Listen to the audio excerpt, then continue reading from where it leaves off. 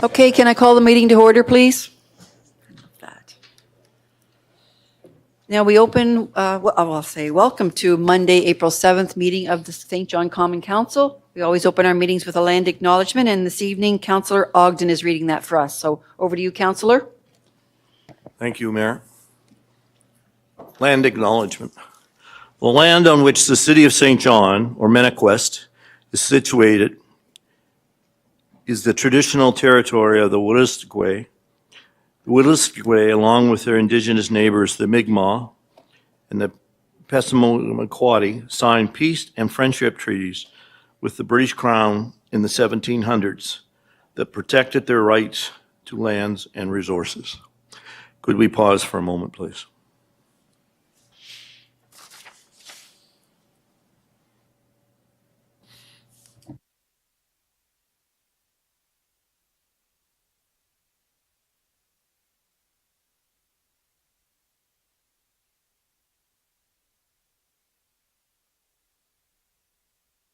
Can I ask everyone to stand for the national anthem, please?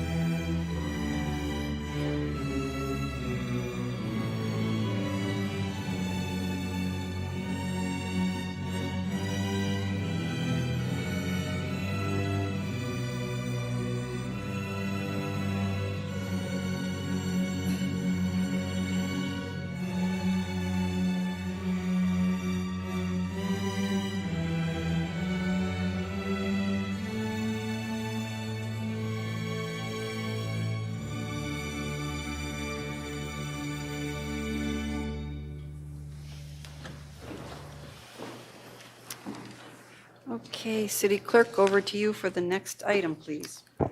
Thank you, Your Worship. Next on the agenda is item 2.1, approval of minutes of March 19. March 19th minutes, the Deputy and Councillor Stewart on the question. All in favor? Opposed? Motion carried. Next item, City Clerk. Next is approval of March 24th minutes. March 24th minutes, Councillor Killen and Councillor Darling on the question. All in favor? Opposed? Motion carried. Next item. And next is the approval of the agenda, and there are a few additions. The additions are from Committee of the Whole, and they're items 17.1, updated contribution agreement, 17.2, agreement respecting Taylor Avenue, 17.3, construction license for NB Museum, and 17.4, sponsorship agreement. I'll take a motion to accept the agenda. Councillor Radwan and Councillor Darling on the question. All in favor? Opposed? Motion carried. Next item. Next, disclosures of conflict of interest, if we have any. Not seeing any. Next item. Next is the consent agenda. Deputy, over to you, please. Thank you, Your Worship. I would move 5.1 through to 5.8, 5.9, I'm sorry. And I'd 5.9. like to speak on 5.8. Councillor Sullivan's the seconder, and over for questions. Deputy will go to you first. Thank you, Your Worship. So, Main Street. We've been talking about Main Street now since 2012, and I'm happy to say that we're there. This construction season, we're going to be putting $3.5 million into that corridor from the north end to the southern peninsula. Long overdue, and I'm really happy to see it come to fruition after all this time. Thank you, Your Worship. Thank you, Deputy. It's been a long time since you and I were trying to get that going. Councillor Radwan, over to you. Thank you, Mayor. Yes, it's been a long time. I have a question on 5.7 for the St. James Street reconstruction. I know that the St. John Ability Advisory Committee had recommended more accessible parking spaces, and then there's also concerns about the gravel to be used during construction. They were actually hoping that they would use a finely crushed and firmly compacted crusher dust. Do you have any comments about that? Mike, I'm not sure if there's been any changes. Through worship to the counselor. I think it's, what we're planning on doing is on the, I guess the north side would be gravel base that we would be putting down while the excavation is occurring. So when they're putting in their services to the private properties, we'll be digging right up to the property line or the house to put in their services, or water service or sanitary service. And after we're done, we would be putting in gravel and then eventually putting in sidewalk, curb and sidewalk. On the south side, though, we'll be putting in gravel, but it would likely be fenced off because the new school will be going in there and they'll be excavating right up to the back of the curb line. So we're not putting anything back in, or anything we put back in would be temporary that they would have to dig up. So during the construction time, just so I understand right, if it's all gravel, there wouldn't be, would either side be accessible then? Because that's not accessible is the way I understand it. Like you can't go in a wheelchair on gravel. Well, it would be gravel surfaces throughout. I'm not sure what you mean by it's not accessible, because you would be, the intent would be that you would be able to, we'd have pathways built where the sidewalk exists now to each property that's along there. And that's all temporary, correct? Correct, that's definitely Yeah. temporary. Right. Until we Right. have Until you have the proper the curb infrastructure. and sidewalk Right. in place. Right, so it's a construction site, well, it's a construction site. Correct. Okay, So would people would be able to get through, but it's on gravel, so it's not accessible, basically. So that's where I'm struggling with this. We have to be doing these construction sites so that it is accessible. And it's something that I think that we need to look at. If it's really fine, like almost like a sand and heavily compacted, then it is accessible. So I think we need to start changing the way that we're doing things. I know also that they did not get a chance to look at Main Street. I don't believe, maybe it was from ages ago. And I can't imagine us trying to make any changes on that one now. So But for Main Street, I believe Tim was in contact with them on Main Street, and many of their actual recommendations were actually included in the project. okay, that's good. It So, was a while ago, I'm sure. yeah, it was, Yeah. it was quite a bit of time between when we started planning and getting input, and it wasn't like some of our other projects that were Yeah. right away. Yeah, no, it's fair. It's been a long time. Anyway, I think we need to really be considering people being able to access things, Mike, in the future. So hopefully we can make some changes for that.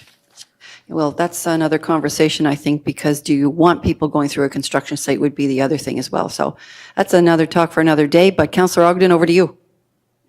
In 1997, a group of us came to council and asked them if they could narrow Main Street, plant marigolds at the top, our first group, and we've maintained this over the last 28 years. And paint a mural from Paradise Road to Main Street with 300 high school students from 10 high schools. And we asked if they could clean up Robertson Square down at Bridge Street. And I'm really happy to report that that stuff's all done. And finally, we're going to get what we wanted on Main Street, and that's good news. And I'd like to add one thing to Main Street to look at. People are really having a hard time walking up to Fort Howe on the back end of Magazine Street, and Rockland Road is in the front part, and I know that the city wouldn't allow vehicles up there, but it would be a great walkway because it's, you don't have to put stairs or anything. It's in good shape. and it's at the end of Metcalf Street, which used to be called Elm Street. And I've mentioned it to people. I got thousands of people who thought it was a great idea, is that you could walk up to Fort Howe on a walkway that's not too steep and go right up to Fort Howe, and then you could overlook the whole harbor. And I've been working with Parks Canada, Heritage Canada on our harbor, and I just think it would be a great idea, and I don't think it would cost the city a lot of money, so I'd like that explored too, if that's possible. Thank you, Councillor. Councillor Harris, over to you. I'm not done. Okay, we'll wrap it up there, Councillor. I will do the best I ahead. can, thank you. I also want to speak on the Spruce Lake thing, that I think there's some ideas. What number is that in this? 5.3? 5.3? Okay. Yeah, I think there's some ideas that the staff hasn't looked at with, that would save the city a lot of money. Like, we built a barge terminal down there that's been used once, we put $8 million into. In 1969, 1970, NB Power cleared hundreds of acres of land that never got used, and that's still there. They destroyed the properties. And I don't know if we have to cut all those trees and destroy the wetlands and put people's wells in jeopardy. So I'd like to see us explore that before it comes to public hearing and get the public's input into that idea about Laurinville, because I think we can save a lot of money in the environment in Laurinville. So I'd like to, so that's why I was hesitant to support this public hearing, because I don't think we're looking at all the ideas that are possible. Thank you. Thank you. Councillor Harris, over to you. Thank you, Mayor. Just to pile on to the Main Street piece, when I first got elected to council, I think it just came out to me as Deputy Mayor McKenzie was mentioning how long this initiative has been on the table.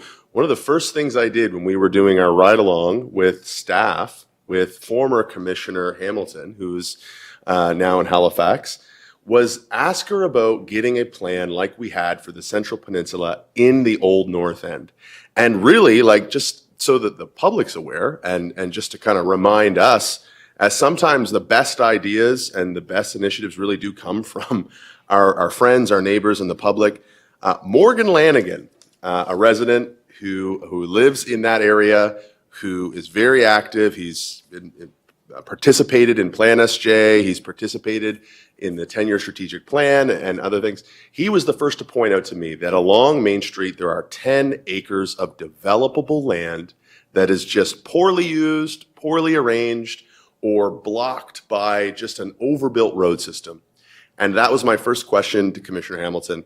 And so you got to ask yourself, why did it take us so long to get here? But I just remind the public that a number of people around this table, as your elected officials, have been pushing for this. We've run into a highway corporation that had its own initiative that the provincial government gave its permission for. DTI refused to talk to us about it in a timely way, and then we had to jump through their hoops in order to get anything done on this road. This is a pristine piece of land that we are now going to begin to reimagine with this.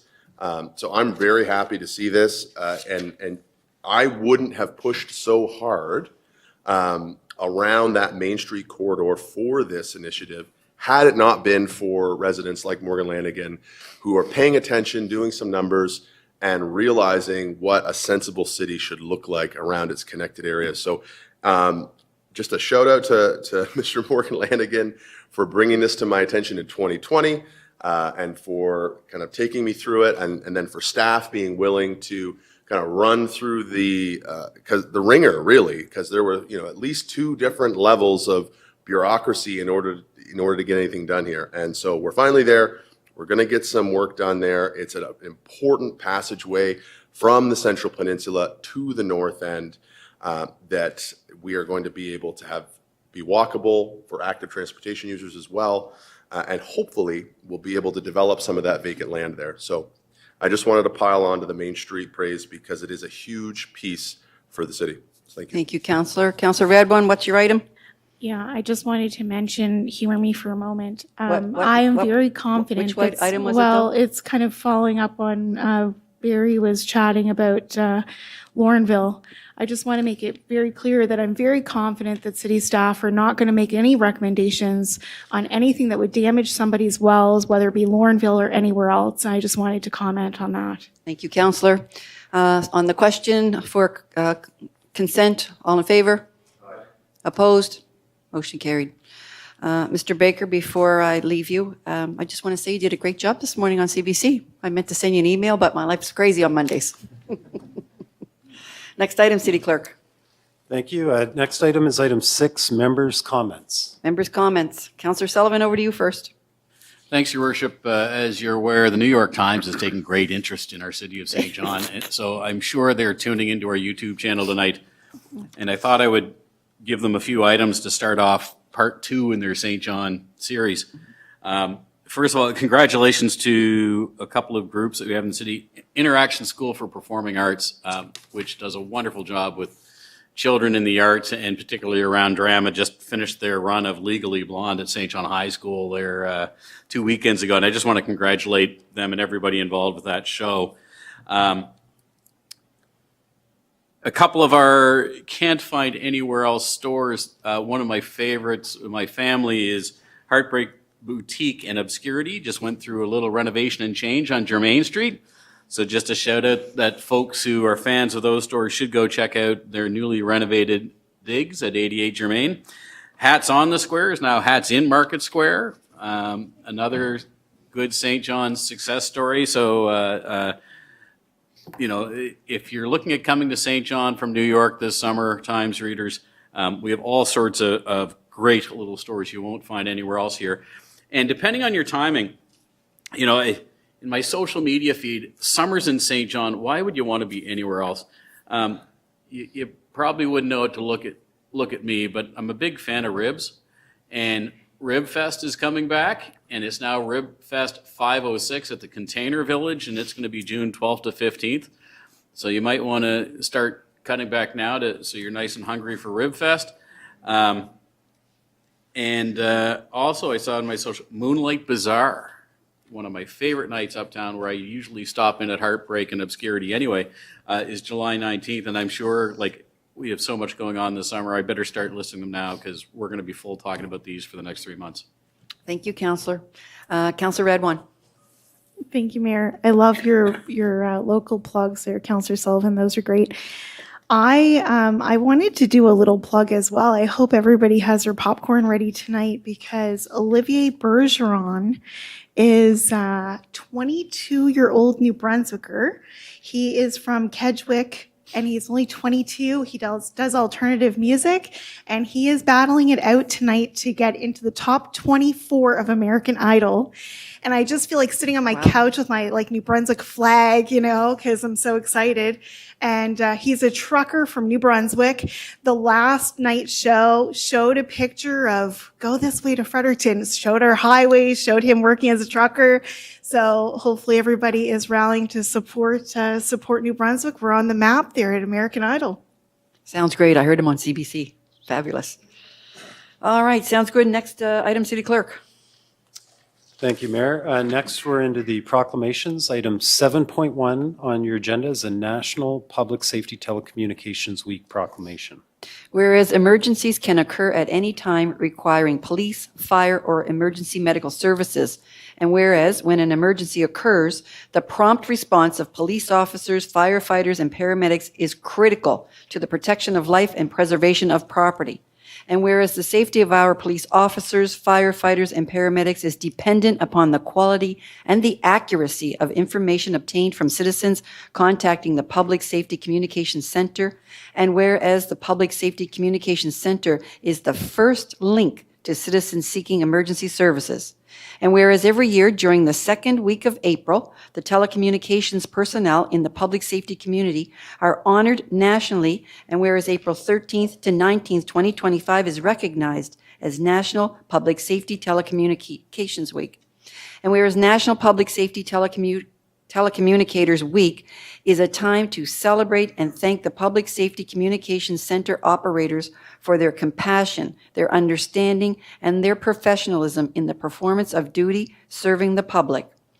Now, therefore, I, Mayor Donna Node Reardon of St. John, do hereby proclaim the week of April 13th to 19th, 2025 as National Public Safety Telecommunicators Week in honor of those whose diligence and professionalism keep our city and our citizens safe.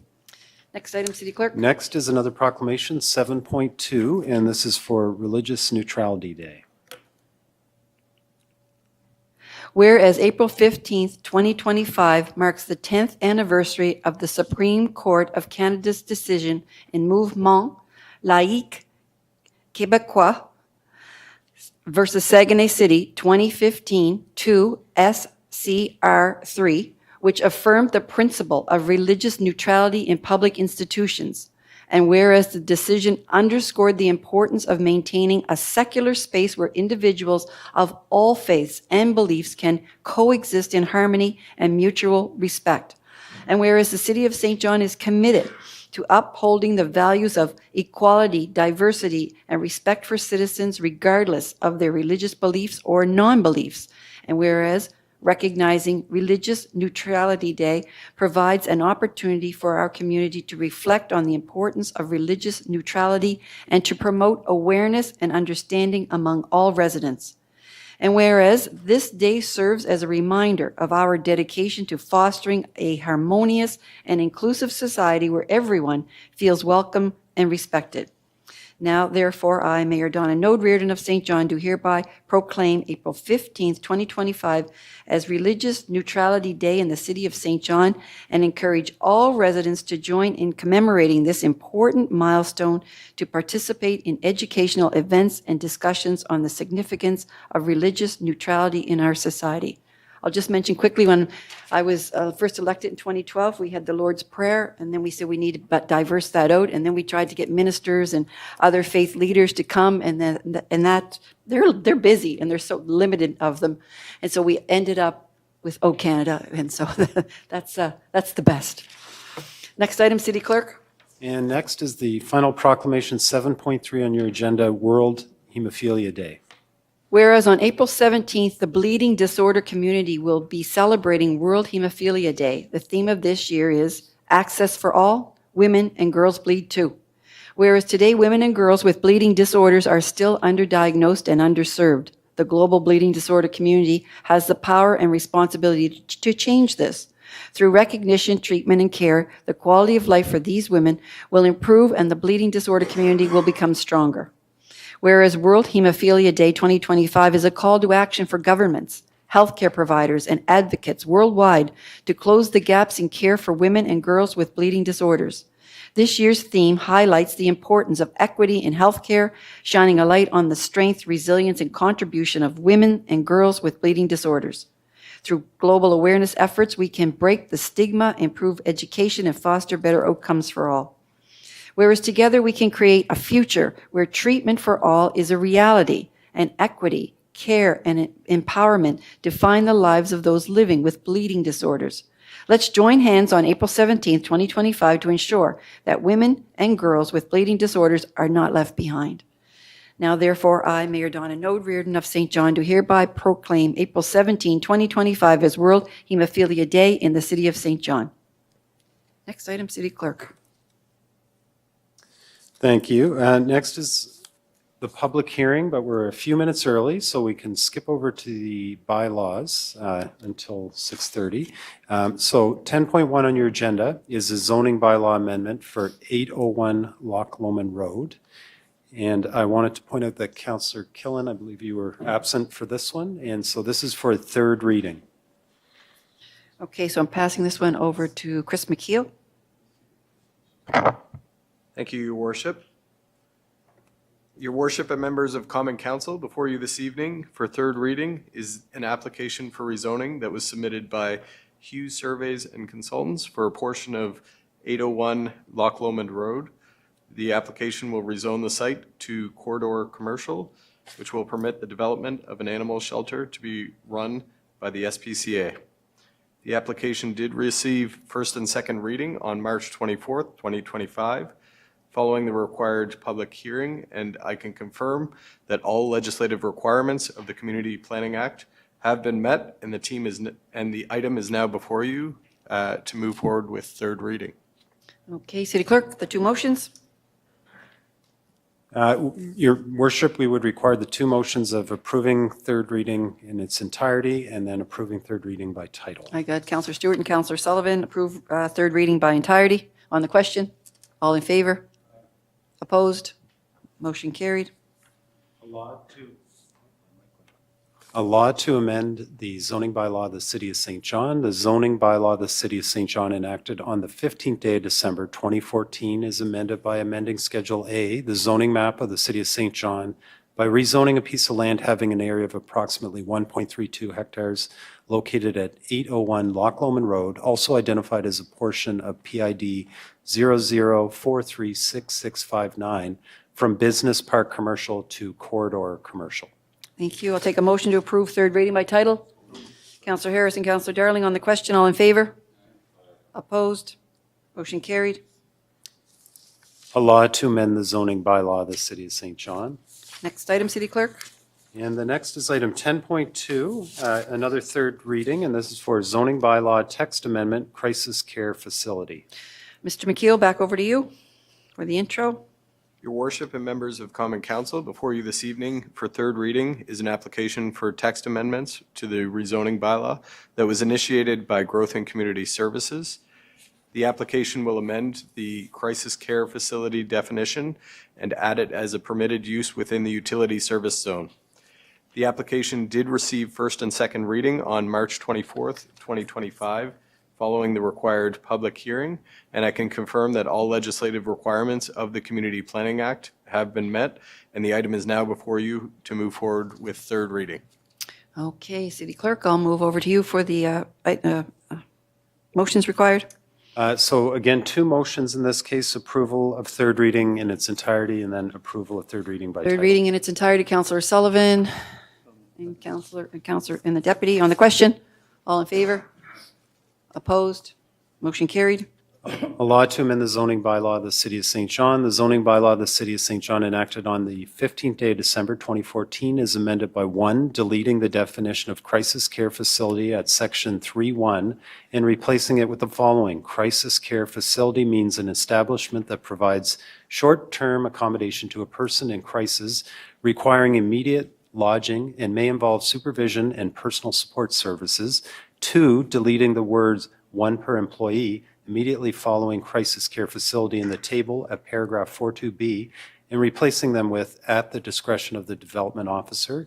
And 3, adding section 12, the following words in alphabetical order under the following headings of table 12.1. Use crisis care facility, zone permitted, US. 4, adding in alphabetical order to the list in subsection 12.6.1 the words crisis care facility. All right, I'll take a motion to approve third reading by title to the Deputy and Councillor Darling on the question. All in favor? Opposed? Motion carried. Next item. And Your Worship, I think there was a presentation for 10.3, so maybe if we could just do 11.1, there should be enough time. So 11.1 is a submission by Councillor Sullivan. It's a notice of motion with respect to internal audit of winter management plan. Over to you, Councillor Sullivan, to read your motion. Just to read it in the record, the motion is that council request the Finance Committee add an internal audit of the city's winter management plan to its list of internal audits. Finance Committee is asked to consider the request at their next meeting. Thank you. Okay, City Clerk. Okay, so it's 6:30, and we have a public hearing scheduled, item 9.1 on your agenda, and this is a proposed Section 59 amendment for 120 Carlton Street. Okay, 9-1. Over to Mr. McKeel to set this one up. For the intro for this one, please. This evening's public hearing is for a Section 59 amendment that was submitted by Margot Butler for a property located at 120 Carlton Street. This Section 59 amendment will remove the resident cap of 15 persons, allowing for the expansion of the existing supportive facility. The application has been evaluated by staff and the Planning Advisory Committee, and included in your package is the recommendation to rezone the property. I'll now turn it over to Yeva Matson, planner, for the staff presentation on this file. Welcome, Eva. Thank you and good evening. So as said, this is an application for an amendment to existing Section 59 conditions at 120 Carlton Street. So in 1978, conditions restricting the property to 10 beds was imposed during a rezoning from residential to this institutional use. And then in 1990, the former conditions were then amended, and current conditions were placed upon the property that restrict it to no more than 15 persons and associated offices. Staff are recommending removal of this condition and that no new limits be placed on the site. The subject property is located in the Central Peninsula at the edge of the primary center, and then just west of the intersection of Carleton and Coburg Street. The property has an area of approximately 300 square meters, and it includes the existing John Howard Society building, as well as the 3 tandem staff parking stalls. Here's an image of the building and site. The applicant has indicated further beds can be accommodated in the existing building. Any future additions or renovations would, of course, be required to have permits and be limited to the zoning and are limited by the size of the lot. 2 smaller images on the right there are just looking up the street west and east from the site to show some of the context. The site is designated as primary center in the municipal plan, and it's also within the Waterloo Village area of the Central Peninsula Secondary Plan. So for policy, LU 13 recognizes the Uptown Primary Center as the major business, office, and retail area within the city, featuring mixed-use developments and intense activity. By rescinding these conditions and allowing for the expansion of an existing use on the site, this aligns with the primary center role as an intense mixed-use area.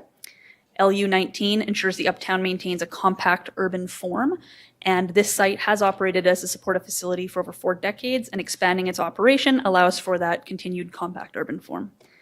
The proposed development is also compatible with the visions established within the Central Peninsula Secondary Plan, and it meets these by, again, being in the existing building, which is an appropriate height, scale, and massing for the neighborhood, and it helps protect the pedestrian street level experience by just being of an appropriate scale.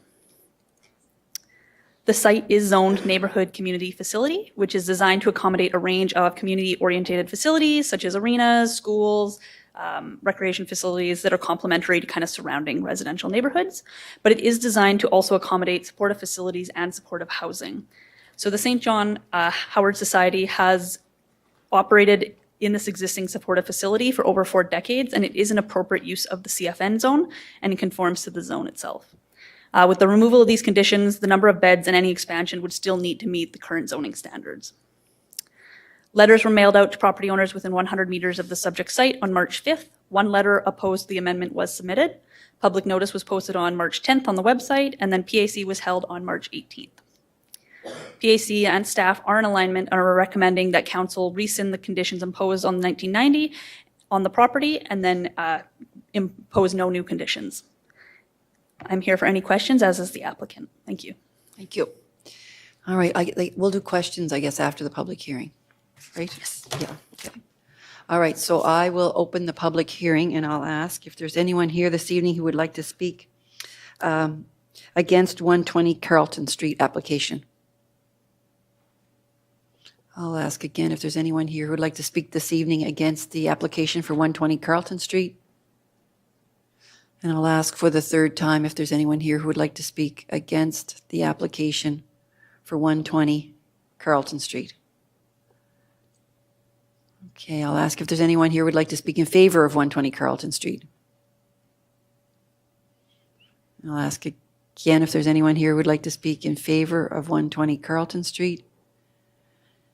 And I'll ask for the 3rd time if there's anyone here. No one's registered online. City Clerk? No. To speak in favor of 120 Carleton Street. Okay, so I'll close the public hearing, and I'll ask my team if you have any questions for Yeva. Thank you, Councillor. Perfect. All right. City Clerk, over to you for what we need for motions. Oh, I do have a question. Hold on for 1 second. Councillor Radwan. Just ask a quick question. Is it just, so they had mentioned in the application, I think, Eva, that they wanted to put in 4 additional beds. Did they say to you how many people they wanted to put in though? Because I'm thinking, is it just 4 more people? I believe it would be Yeah. just 4 more individuals. Okay. Yes, it's 1 person per room, I believe. So. Okay. Yeah, I mean, some of the rooms look bigger, so I get that. That's great. Thank you. All right. City Clerk, back to you. 1 motion only, Your Worship, for Okay. the Section 59. All right, 1 motion for Section 59. We've got that already on the floor, on the question.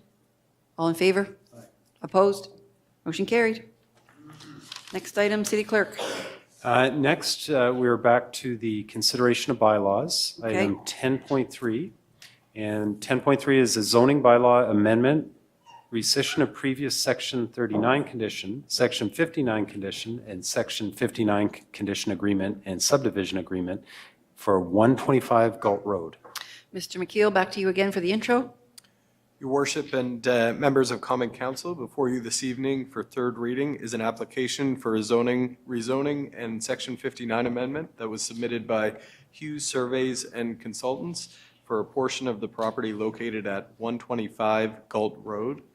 The rezoning will permit residential development, which will include development of new public streets and a mixture of townhouses and apartment buildings. Section 59 amendments would rescind conditions previously registered on the commercial portion of the lot.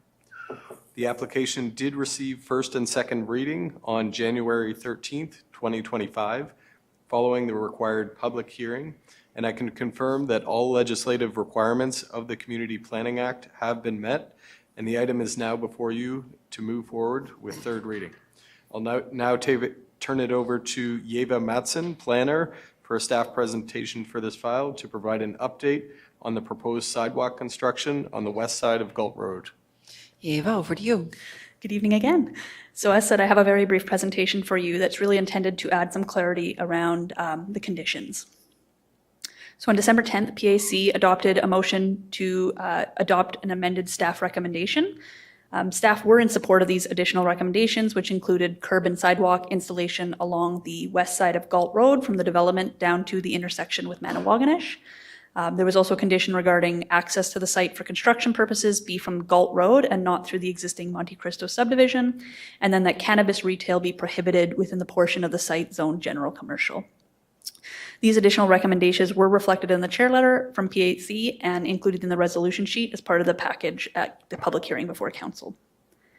So the curb and sidewalk requirement would form part of the city developer subdivision agreement. During PAC and the public hearing, many concerns from neighbors arose regarding infrastructure in the area, specifically sidewalks and a roundabout at the corner of Gault and Manawagonish. Staff have explored expediting the roundabout, and staff and the applicant also sat down and negotiated a city contribution of $200,000 towards the installation of a sidewalk and associated work on the west side of Gault Road. This will enable the work to be completed in two phases by the developer, with the financial contribution being made by the city once each phase has been completed and signed off. The full installation would be completed by the end of 2029.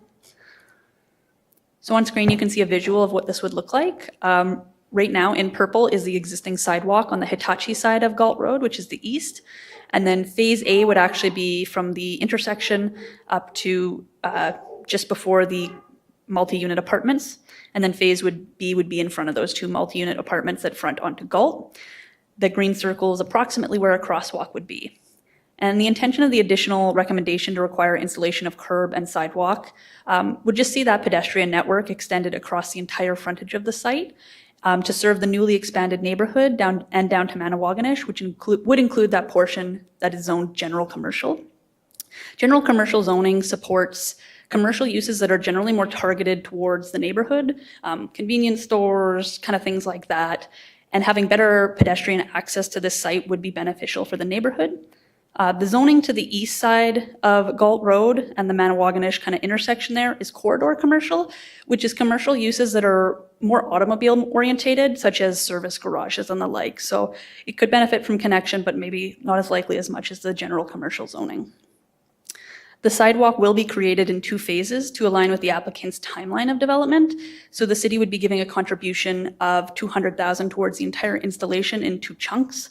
It would be about $170,000 for phase A and $30,000 for phase B to be given after the completion of the work. And this is about approximately half of the estimated cost of the entire sidewalk and associated work. We would like to note this condition regarding the sidewalk is also very similar to a historic condition on the site from the 2012 rezoning, which required curb and sidewalk on the west side of Gault Road as well. It's important to note that the sidewalk wouldn't really be happening without the Gault Road proposal at this time, as sidewalk priorities for this area would be low otherwise. Infrastructure requirements such as sidewalks are a component of land use approvals and can be incorporated into development approvals as conditions on planning applications, such as this rezoning and subdivision. And then Section 59 conditions and subdivision conditions are always adopted here at third reading when they're combined with that rezoning application. In conclusion, staff and PAC are in alignment and recommending approval of this application with the amended conditions regarding that sidewalk, that construction access, and then prohibiting the cannabis retail. I hope this brief presentation has given maybe some clarity on the sidewalk condition, but if there are any further questions, there's myself, my director, and Tim O'Reilly here who can answer any of them. Thank you. Thank you. Councillor Ogden, you have a question on the 3 additional PAC conditions that have been added? First, I want to thank you for expediting the roundabout. That's great news. It shows when people speak up. I mean, that was way down the list, but people spoke up, and that's a good thing. But I talked to a gentleman this morning, and he said the water problem and the speeding problem have not been solved. So I won't be supporting this because people have asked the city for years to solve those 2 problems, and they still are not solved. What are your plans for that? Okay, go ahead. I was just going to say I might not be the best person to talk about infrastructure, so maybe I can.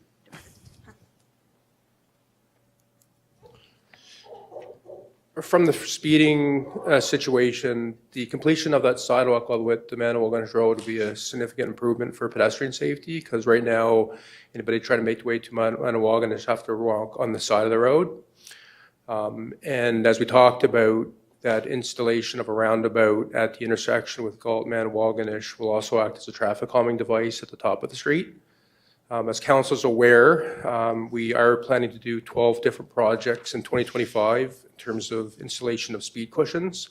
We're certainly open in future years to look at other streets, including, for example, Gault Road, but we have those streets on the docket. But definitely between the sidewalk and in addition to the crosswalk, it'll be a lot safer than it currently is for pedestrians.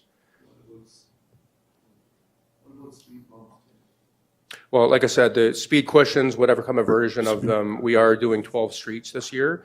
What we're doing, as we communicated before, is we're kind of ramping up to busier and busier streets just to make sure we have that social license from the community in terms of where you hit that limit. There's a certain limit where speed cushions or speed bumps or speed humps are just not justified on busier streets, but we haven't got there yet, so we're ramping it up, adding more. We did Devil Road this year. We're going to be doing Mount Pleasant Avenue in terms of some of the busier streets, so we'll keep ramping it up until we hit that plateau, but certainly Gault would be up there.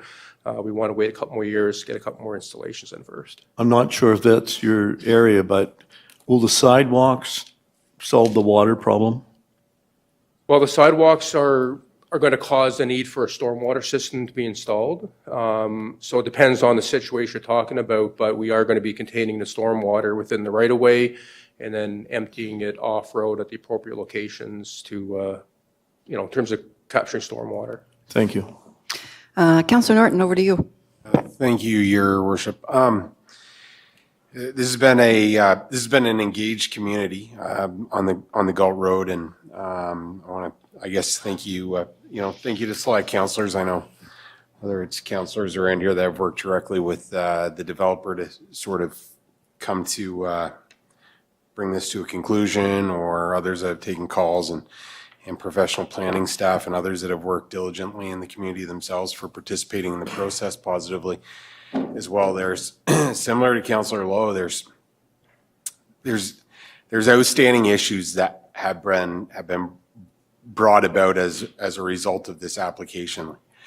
The downward effect of water still remains a concern as it relates to that development and the impact it could have for the adjacent community by way of Monte Cristo. Has that been adequately answered? I don't know if it has. I don't think it has the satisfaction of folks in the community, nor myself. One of the other things is, to speak specifically to the sidewalk installation, is for years, I would probably bet for longer than that, that the sidewalk be placed on the east side where the daycare is. That daycare is absolutely max. It's a busy little hub. Now we do see sidewalk on the west side, but nothing on the east side. The west side obviously is connected through a sidewalk, and I do see that and do appreciate that through a contribution from the city. I'm just wondering if perhaps either the Director of Planning and Growth through you, Your Worship, and the CAO, if there's a point person, maybe it's Director O'Reilly, can speak specifically to how we came to the conclusion that, look, the west side is the best place to integrate the sidewalk installation and still appeals to have a sidewalk on the side of that, on the east side where the daycare is, continue to go unanswered.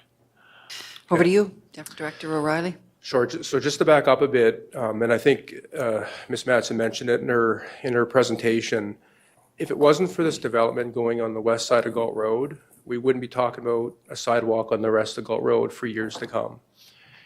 We did a full-scale cross-city study in 2022. It looked at all the missing sidewalks within the community. In terms of current demand, that's fairly low on the totem pole. It's about 250 sections that are higher. So again, if this development wasn't happening, we wouldn't be talking about the sidewalk on either side of the roadway.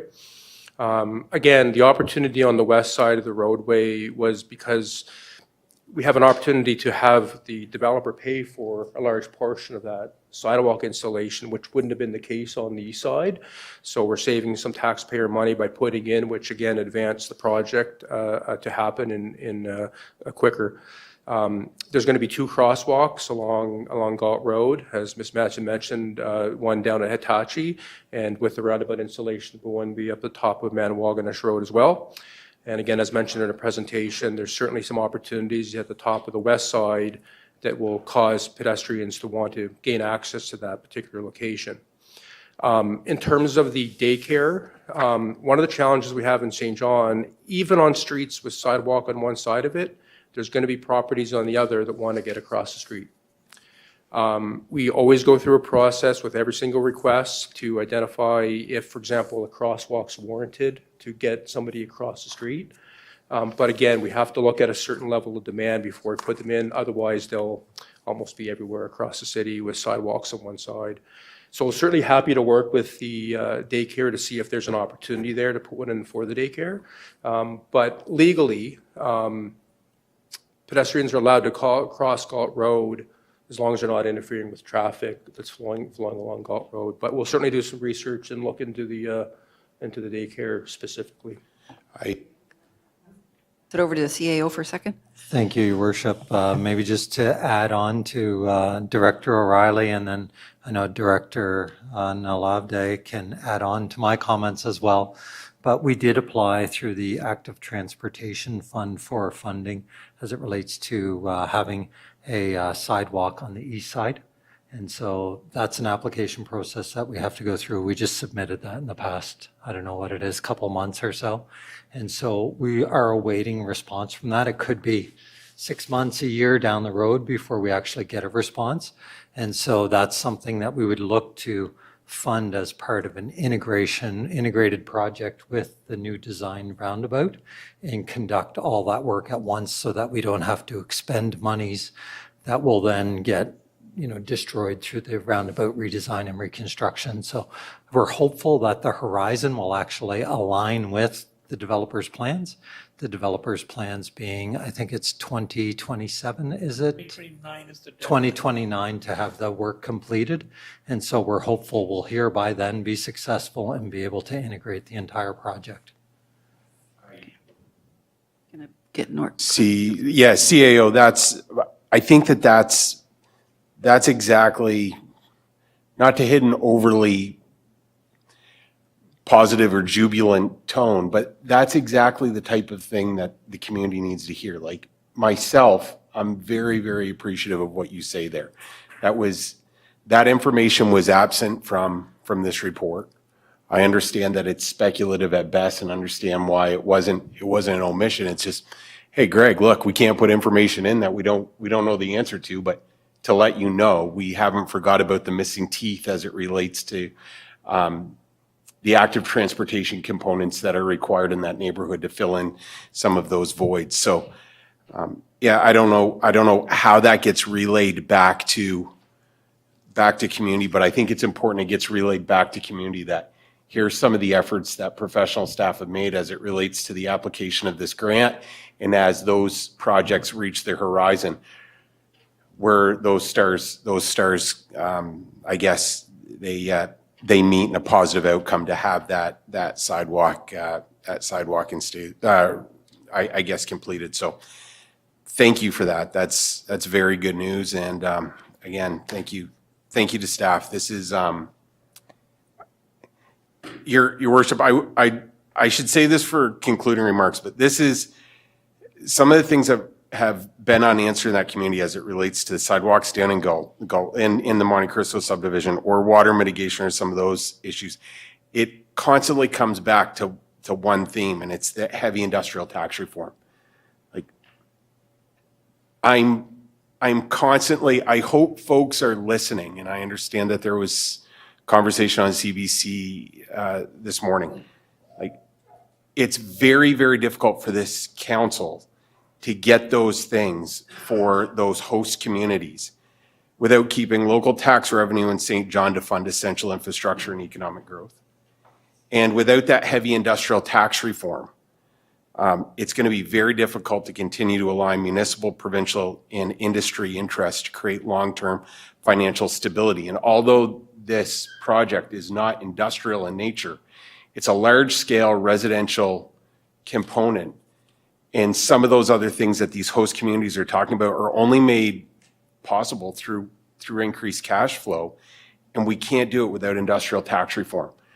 Like, it's okay to write an appeal to this council. We need folks appealing to that higher level so we can close some of the gaps in our neighborhood. And it's the only way forward. So thank you. Thanks for listening to my Thank you, rant. Councillor. Keep singing that song. I support that 100%. And it's also a West Side community that is also impacted. Councillor Redwan, over to you. Thank you, Mayor. I totally agree. And I guess my question is probably for Director O'Reilly. Councillor Norton's brought it up, and I'm just wondering, I mean, I think it's great that we're looking at pedestrian safety first. I would definitely have put it as the for number one priority too. Just wondering if staff have any plans, you know, maybe over 5-10-year plan on trying to help mitigate drainage issues there. And I agree with Councillor Norton, some more funds would certainly help. Yeah, I mean, I might ask Director Baker to fill in a bit more on this, but I know for the city, like the project on Gault Road and all projects, including developments, there's a requirement during the development of a stormwater system to make sure that we're not adding more flow than what's there now.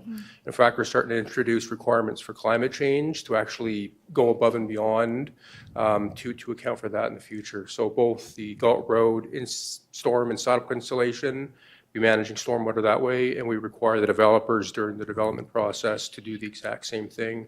So again, the overall intent is that there's no added flow in terms of intensity than what's currently there. And then, like I said, actually scaling back again to account for climate change over time. Yeah, and I realize a lot of the conversation that we heard were problems that were already there. So I guess that's what I'm kind of wondering about. Do we have any plans, you know, every year to do a little, and it's not the only area in the city, obviously, with flood issues. Yeah. And I think it was, you know, in all fairness to staff, it is from the previous way that area was zoned. It wouldn't happen in our zoning plan now. So it's not something that I foresee to be a problem in the future, but now we're dealing with the past. Yeah.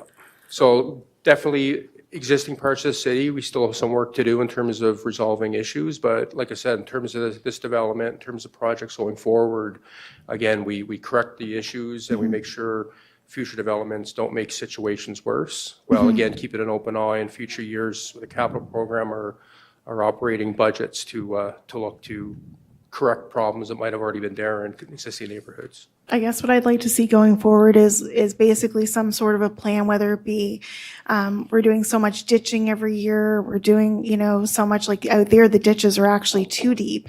So maybe we're filling in some areas, but, you know, and it might only be a little bit every year, but that's how we could help improve. And hopefully there's some money federally that we can access for that too.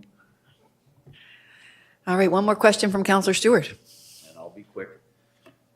Tim, we know at this point, we've had the discussion about traffic, some speed on that road. I know we're all very aware of it.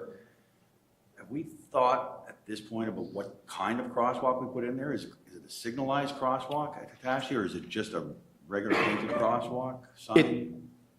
It's going to be a marked and signed crosswalk. So we worked with the developer's consultant to do the safety analysis based on speeds, flows, number of pedestrians, and the warrant came back as being a marked and signed crosswalk at that location. Up near the roundabout, again, because we're having much more, mixing of traffic, that'll likely be a signalized crosswalk, so the side-mounted lights, but the crosswalk down at Hitachi will be a side-mounted signs and painted lines. And that'll certainly help with traffic as well. So, thank you. Good job. Okay, that's it for questions. City Clerk, over to you. It looks like we need quite a few motions. Your worship, this may be the record. We require 6 council resolutions on this item. And so the first 2 are to approve the third reading in its entirety and then by title, and then we'll go through the rest. Seconded by Councillor Darling. On the question, all in favor? Opposed? Motion carried. Oh, sorry, nay, of One course. nay. 1 nay, motion carried. And the title is a law to amend the zoning bylaw of the City of St. John. The zoning bylaw of the City of St. John enacted on the 15th day of December 2014 is amended by rezoning a parcel of land having an area of approximately 4.4 hectares located at 125 Gault Road, also identified as a portion of PID number 0040353535, from low-rise to mid-rise residential pursuant to a resolution adopted by Common Council under Section 59 of the Community Planning Act. Thank you. Need a motion to approve third reading by title. Councillor Lowe, Councillor Norton. On the question, all in favor? Opposed? Motion carried. A law to amend the zoning bylaw of the City of St. John. Councillor Ogden is a nay. Next one. And next, we need a resolution for a rescission of previous Section 39 condition. Rescission. Thank you, Councillor Harris and Councillor Darling. On the question, all in favor? Opposed? Councillor Ogden, motion carried. Next, Section 59 condition approval. Section 59, condition approval. Councillor Lowe and Councillor Harris. On the question, all in favor? Opposed? Councillor Ogden. And next, Section 59 agreement, one resolution. Section 59 agreement, one resolution. Councillor Radwan, the deputy. On the question, all in favor? Councillor Ogden, opposed? Next item, next one. And the final one is an approval of the subdivision agreement. Subdivision agreement. Deputy and Councillor Darling. On the question, all in favor? Opposed? Councillor Ogden. Motion carried. Next item, City Clerk. Next is item 12.1 on your agenda, the Chief Information Officer's update on select catalytic projects and advocacy. CAO, over to you, please. Thank you, Your Worship. Good evening. I'll provide an update this evening as it relates to 3 of our catalytic priority projects. So regarding the new public schools, there's been activity. So the province continues to work with Anglophone South School District on the planning of both the South End and North End School. Building permit for the North End School was approved by the city just last week on Thursday, April 3rd. And construction is already underway. So there's heavy equipment on the site doing clearing and grubbing and general site preparation, including the stakeout of the building footprint of the new school is there as well for the North End. The South End School has been tendered and construction is set to start this spring. Site work is also underway in the South End with the removal of trees. And the Turner Brewer Memorial has been moved to a temporary storage area and will be moved back to a prominent location in Rainbow Park once the upgrades are completed. In terms of our switching now to the affordable housing catalytic project. So for affordable housing, the update remains similar to last month. There are 9 affordable housing projects under construction or just recently completed with a total of 125 new units. And the intake for the affordable housing grant program remains closed at this time until further notice. However, the soft cost grant application program remains open, and we continue to receive new applications that are eligible for funding up to $25,000 per project. And as it relates to the Housing Accelerator Fund, the dashboard has been updated with the latest data as of March 31st, so just a week ago, on our city's website. And also, as it relates to our Housing Accelerator Fund, the city, of course, was granted the $918,000 from the federal government for an additional 34 housing units, and we'll be developing a large-scale incentive program with that. So with the additional 34 units, that takes our overall growth housing target to 1,158 units. And the Rapid Housing Initiative project that the city has worked collaboratively with Kaleidoscope Social Impact on, known as the Barrett Green Residence, project work continues at that site. With respect to Housing for All strategy, so just to provide a brief update on that, coming out of closed later this evening for council's resolution is a recommendation in terms of entering into an agreement. It's a previously announced agreement with the province of New Brunswick and the government of Canada to implement the federal Unsheltered Homelessness and Encampments Initiative here in St. John. The program will be used to accelerate our Housing for All strategy that will establish green zones, and we will have that'll lead to temporary housing, transitional housing for up to about 56 individuals experiencing homelessness. And we continue to work on that, and will be before council on the green zones and the associated support systems in the near future. And this funding will also allow for additional outreach services, of course, into the community, and allow for the establishment of the red zones that we have been discussing. So overall, that will further implement 18 of the 28 actions within the Housing for All strategy. And we'll do that, of course, in partnership with other levels of government and with frontline service providers. And as it relates to the Fund a Key project, lastly, substantial completion, of course, achieved, and now deficiency work remains, including some stonework and some interpretation panels that will be put out around the public space later this spring. And that concludes the update, Your Worship, subject to any questions. Thank you. Thank you. Councillor Lowe has a question for you. Are you allowed to tell us the price of the building permit for the two schools? Wait, no. Yeah, so just one has been issued so far, the north end. I don't have the number at my fingertips, and our planning team doesn't either, but we can get that to you, Councillor Lowe. Thank you. Councillor Redwan, you had a question on the update? I do. Thank you, Mayor. I'm just wondering, CEO McGovern, if you had mentioned that the Brewer Memorial was being put away into safety while construction's going on. Do we know, is it going right back on the site? Do we know where it's going after? I know there's been some questions online. Yeah, we don't yet, so that's something as part of the Rainbow Park redesign and new construction in terms of identifying a prominent location that respects where the memorial should be placed. So that's something we'll work through together with, the various stakeholders. Okay. Thank you. Okay, not seeing any questions, I'll take a motion to receive for information. Councillor Norton and Councillor Stewart on the question. All in favor? Opposed? Motion carried. Next item, City Clerk.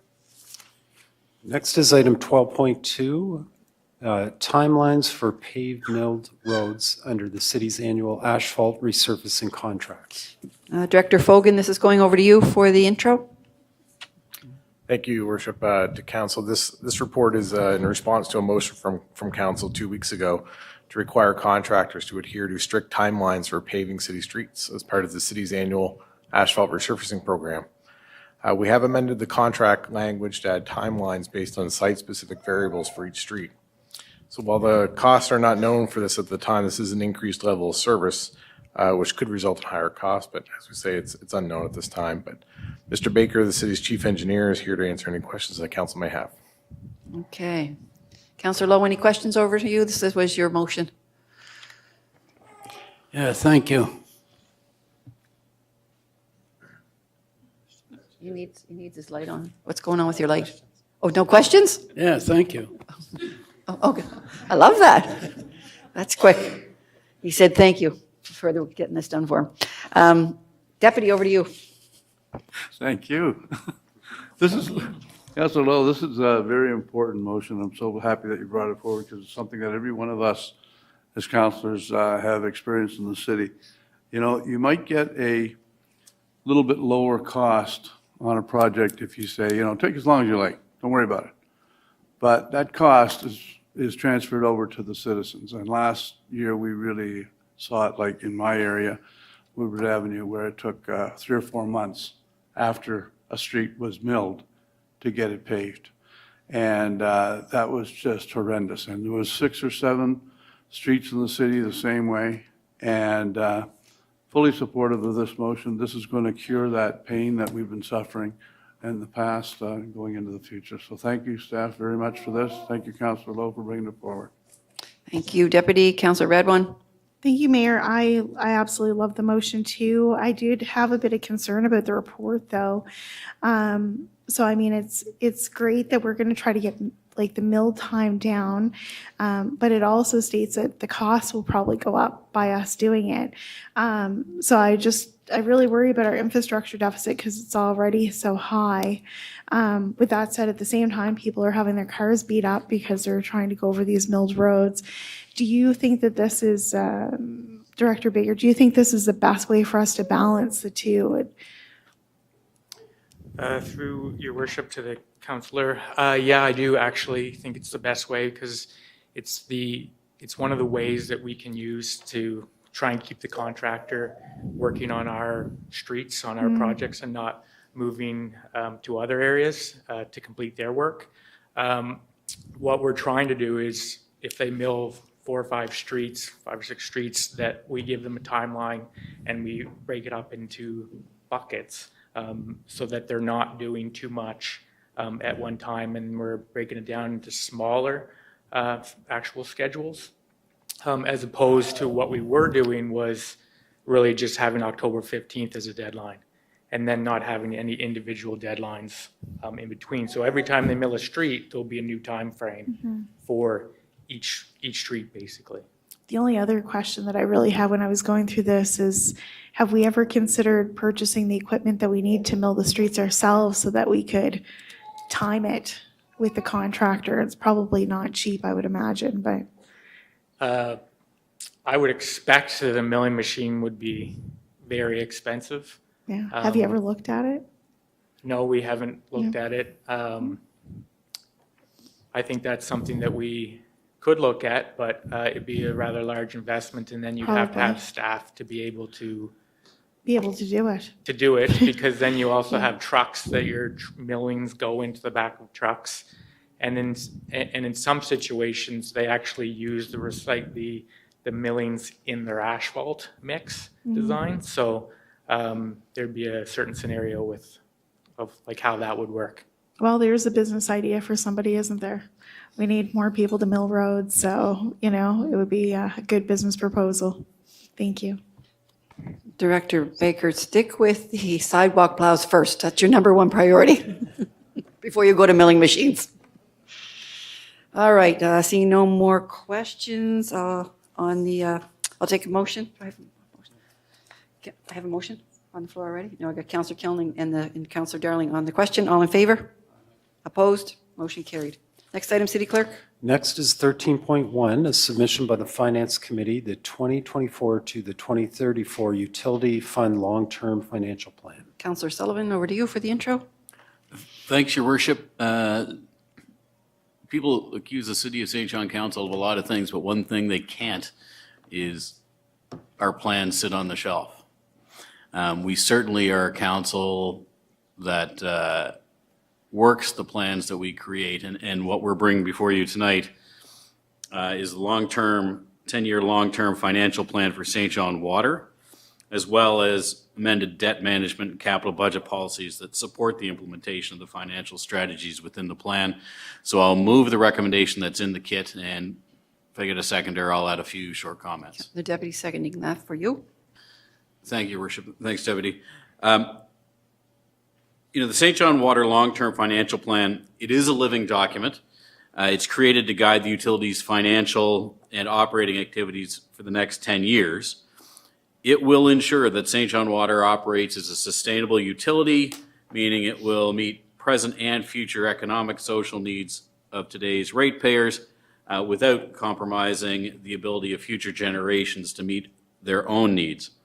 The 4 financial principles that guide the plan: long-term sustainability, increased flexibility, reduced vulnerability, and, as has been mentioned on a few other cases tonight, environmental responsibility.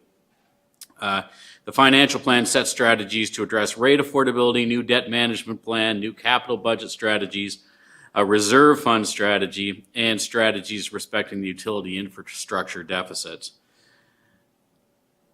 This is a team effort between utilities and infrastructure and our finance department, particularly a few leads we need to thank. Kendall Mason and Nancy Moore from St. John Water, Craig Levine and Vero Parike from Finance. So thank you to those 4 individuals for leading this effort. Staff is certainly here to address any questions that council may have. Thank you very much. I've been trying to turn my mic off because if I turn my mic off, the camera goes on at the speaker. That's better for the audience. All right, I don't see any questions, but the motion is on the floor. So I'll call the question. All in favor? Opposed? Motion carried. Next item, City Clerk. Thank you, Councillor Sullivan.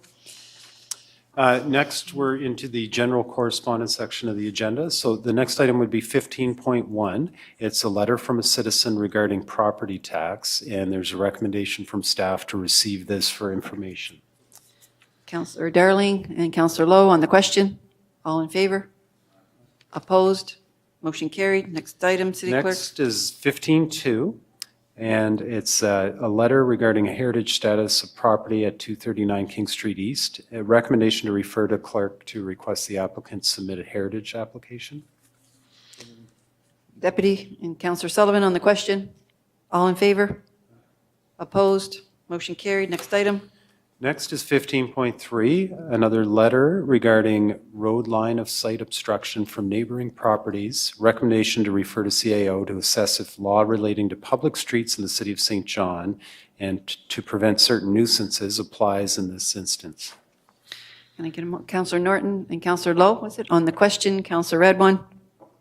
Thank you, Mayor. I just wanted to put a food for thought out there. I've had a lot of calls about people not maybe looking after a hedge, or they would have a bush that would be in people's way of being able to see properly leaving their yards. I know there's other municipalities that have bylaws against this, whether or not we could manage that, but yeah, food for thought anyway, something to think about because it is a safety hazard. Yep, appreciate that. Thank you, Councillor. All right, on the question, all in favor? Opposed? Motion carried. Next item, City Clerk. And next are the items that came from Committee of the Whole. So the first one would be 17.1, and it's with respect to Housing for All Contribution Agreement.